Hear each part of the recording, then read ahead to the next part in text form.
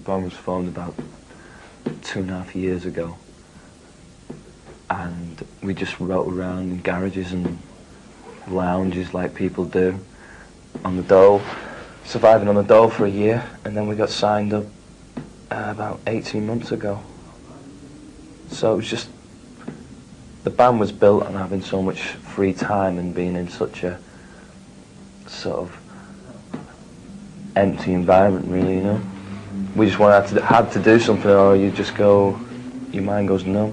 We were signed and then we were left for another 6 months to develop, and that was really important, you know. A lot of bands get signed and they have a single out the next week and stuff like that. We needed time to develop, time to get our heads around actually having a record contract, because it was a really big thing, you know, and we needed time to savour that and use that as an influence on the music. The thing about starting recording at such an early age is that you're learning in front of the public, and you're learning on vinyl, and you know, it's not an easy thing to do, but I mean, it's so enjoyable. I mean, I'd never refuse getting signed up if it happened again, but then again I have to learn in front of all these people criticising, some people giving us good words, but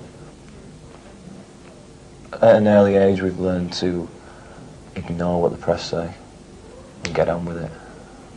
I think it's like indicative of the times when, if someone goes a little wild on stage and puts on a bit of a performance, he's like mad in brackets, you know. It just shows how banal and boring the rest of the bands are. If someone puts a performance on, they're immediately mad.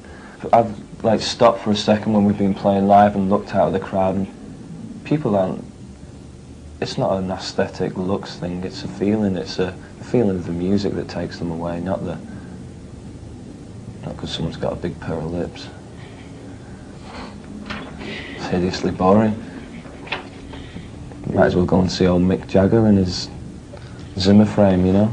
If you want to see a big pair of lips, go and watch the Rolling Stones. If you want to see good music, you know, come and watch us. What we've put out on the record on vinyl is nowhere near what we do on the live thing, basically because we haven't found the right producer yet.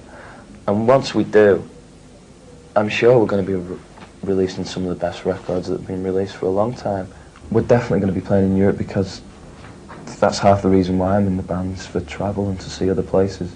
When you've like lived on a diet of packaged toast to Mallorca and Portugal, you know, I think you need to see some other sides. So we'll be out there next year, doing the business in Europe.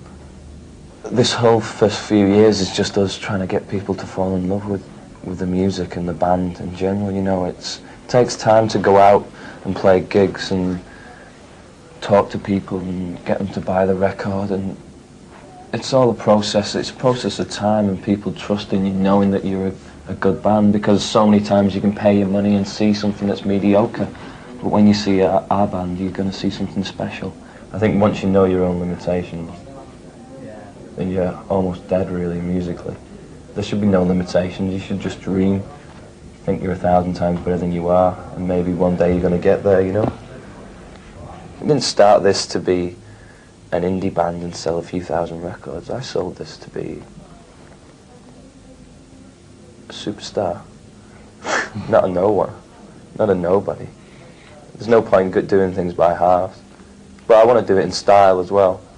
I want all our work to have some worth, and that's the hard thing. How do you break to the masses and still keep keep your integrity?